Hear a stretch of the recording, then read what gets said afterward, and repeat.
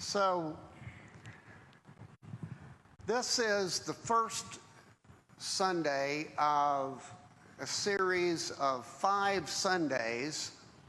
However, those 5 Sundays play out, because I had hoped I would not be here this Sunday, but have the Sunday off, but I couldn't find anybody to be here, so went ahead and started the series. It was supposed to be 5 weeks starting next week. So there will be 5 of these whenever they happen.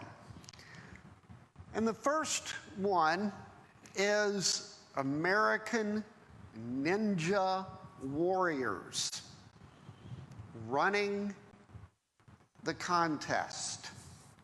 Basic training, you might think. Now, what is this series? Well, reality TV, I thought it would be a springboard to talk about ways that we have to be real Christians in the world. So, reality TV, real Christians in the world. What might some of these popular shows teach us and help us think about and how to live our Christian lives? I did a series like this 11 years ago now, in 2012, when David was on his sabbatical. And I did a series of reality Christians then, and I thought it would be interesting to go back and pick up that theme and do it with a little bit different viewpoint now and different shows.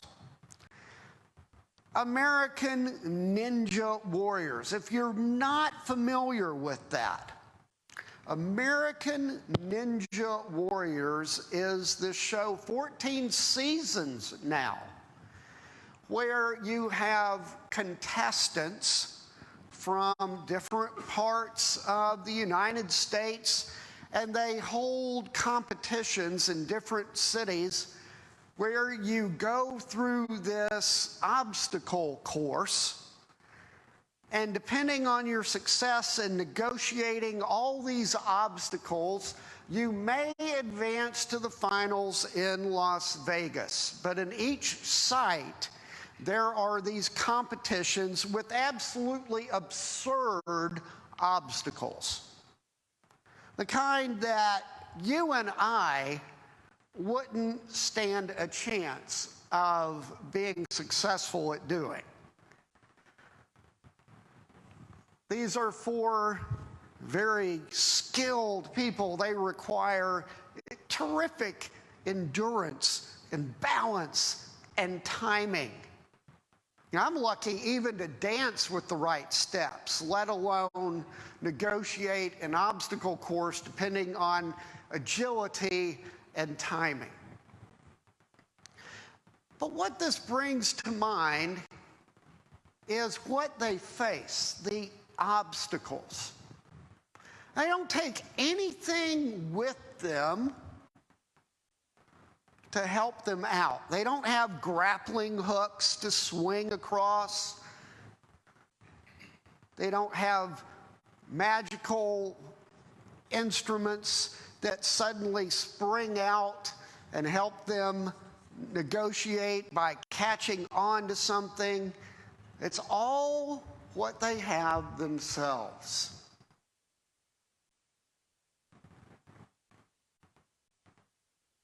They face these obstacles that are very difficult. And they have trained. And the only chance they have is to fall back on all that training that they have undergone, with all of the physical struggles they have endured, the training, the work in the gym to build themselves up. And that is kind of the springboard for us, because what we depend on as we live the Christian life is our training. What we have learned, what we have experienced, what we have been encouraged to do in the church, what we have learned as we have gone along. And you'll notice in the scriptures this morning, Paul and the writer of Hebrews talk about running a race. And it was an image that New Testament writers referred to because people understood that idea of running and a competition and facing obstacles and the need for endurance. And Paul says the person who runs a race wants to win the prize. But we're not fixed on just any prize. Paul and the other New Testament writers, when they refer to a race, are talking about the Christian life as a race. Not a sprint, not a three-legged race, but more like a marathon that takes endurance, that takes training, that takes discipline. The word in Greek for race is agon, from which we get agony. So the idea is that this race that we run is one that tests us, that requires for us to dig deep, that requires us to not be frivolous or ill-prepared, or just running to and fro without any focus. It's not like we're just running on a playground enjoying recess. There's so much more to this Christian life, and I know I don't need to tell you that. So the Christian life needs this idea of focus and endurance and discipline. The word for discipline is paideia. When we think of discipline, we think of punishment. It just is natural the way we understand the word now. You're going to be disciplined. Oh no, here comes something I am not going to like that's going to be painful, that's going to hurt. I've been bad. Somebody's going to tell me how bad I've been, and I'm going to get punished. Except that's not what is being talked about here. Discipline means being educated in a way that you are corrected on your journey, that you are kept on the right path, that someone is guiding you and saying, no, not that way, back this way. Stay on the right path. And it's this idea of lifelong learning, this idea of corrective education. No, it's not meant to be understood this way, but this way. This is more what Jesus means. That education, that living with others, that helps guide our path through the Christian life. And humane, which means endurance. Steadfast endurance. Digging deep into our Christian life. Not a shallow life, but one that seeks to have deep roots so that you endure the obstacles and the trials that come, and you are rooted, and you won't be uprooted and cast aside because your faith was shallow. Because we will all be tested. Life does that to us. And so there's this idea of a Christian training and a Christian being involved in purposeful living that's lived with others. And that together we care for one another and guide one another on the Christian life. Well, I got that far with the sermon planning when another idea jumped into mind. And that was this idea of a ninja.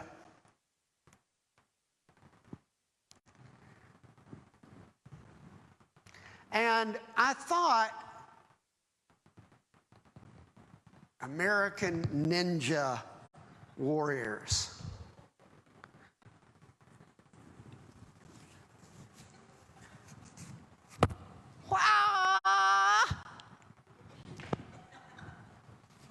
Now, there's a problem with being a ninja and being a Christian. Because when you think of a ninja, you think of stealth, secrecy.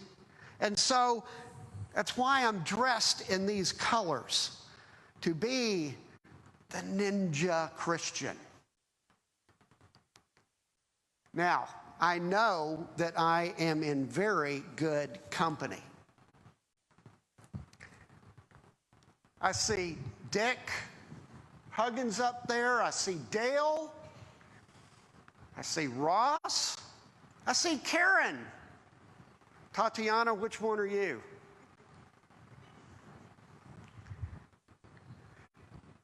Ninja Christians. Well, honestly,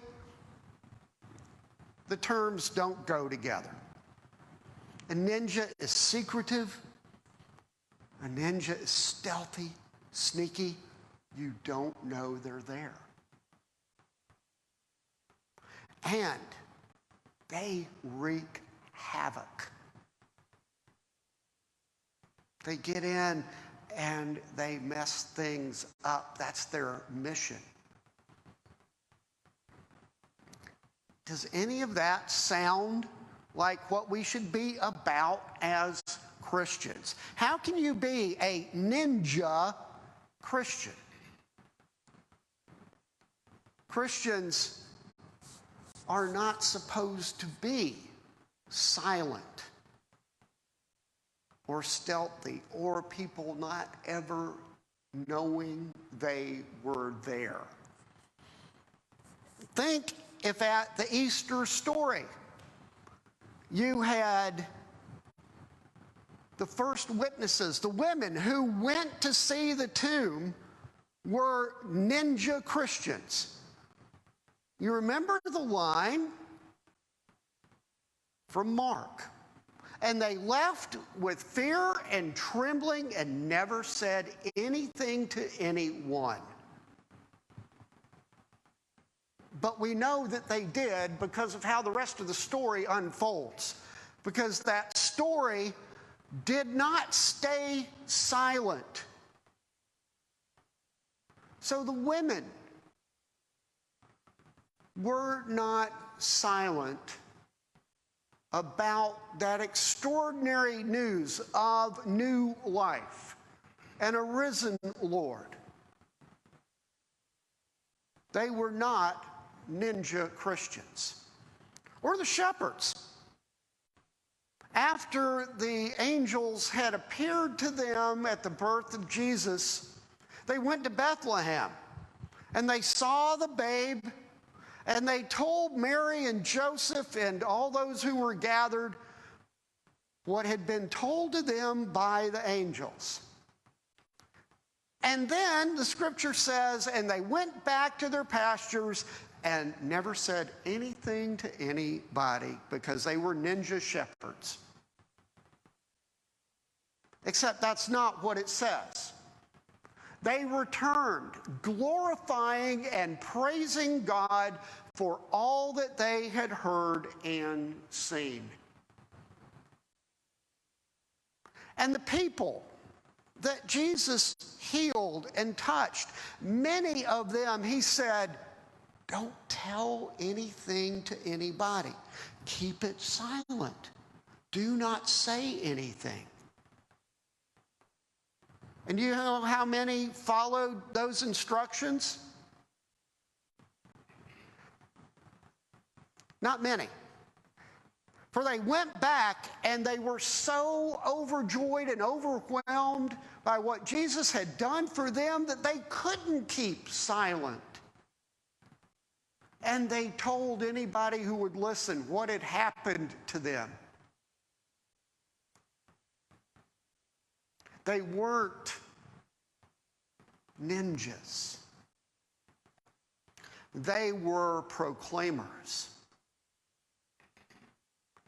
There's a passage in Corinthians where Paul says, how beautiful are the feet of those who proclaim good news.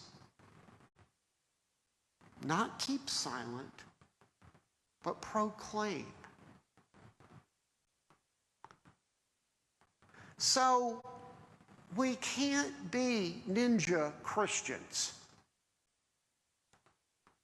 We need to be people who are sharing how much Jesus has done for us, what difference Jesus has made in our life, the things that Jesus has done that have changed us, whether we realize it or not yet. Jesus continues to be at work in us, shaping us, molding us. And as we go through life, we're not silent witnesses. Our witnesses take different shapes and forms depending on who we are and where life has us. My witness is different than Cheryl's. Cheryl's is different than Mansour's. Mansour's is different than Irv's. Irv's is different than Diana's. But we are all witnesses of what we have heard and seen in some way. Because we are not stealthy and nobody ever knew we were there? No. As a Christian, we are given the gift of making a difference where we live by how we live and how we touch the lives of others. And one of the best things is that we are not alone. We are surrounded by this great cloud of witnesses. The people in the past who have molded us and shaped us all throughout Christian history, all throughout our own lives, all throughout the history of Coolwater. We have been shaped and formed and fashioned by people near and dear. Those who have gone on, those with whom we're sitting right now. You are who you are, in large part because of them. Sydney, you have no idea I'm about to mention you in this service. But those of us who have been here have watched Sydney grow up. And now we're seeing Sydney standing up there singing. And why is she able to do that? Is it because those of us look at her sternly and go, you missed a note, you're not standing right, there's a hair missing, it's sticking out? No. She's up here because she looks at us and she sees encouragement, she sees support, she sees people who love her. And so, out of all that, she wants to be a part of this in that excellent way that she can.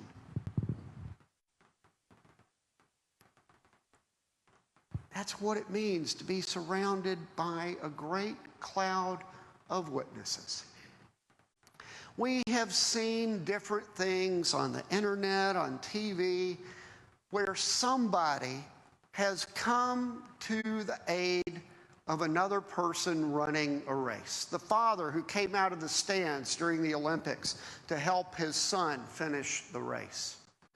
People who have come from the stands to support people who have hardly been able to take another step and practically carried them across. There was an elementary school kid named Matt with cerebral palsy who was determined to do the 400-yard or 400-meter event in their field day. And he made it about halfway through the 400 meters on his own, but then he began to falter. And then one of his teachers came up to support him. And friends came up and they started cheering for him and saying, "You can do it, you can do it."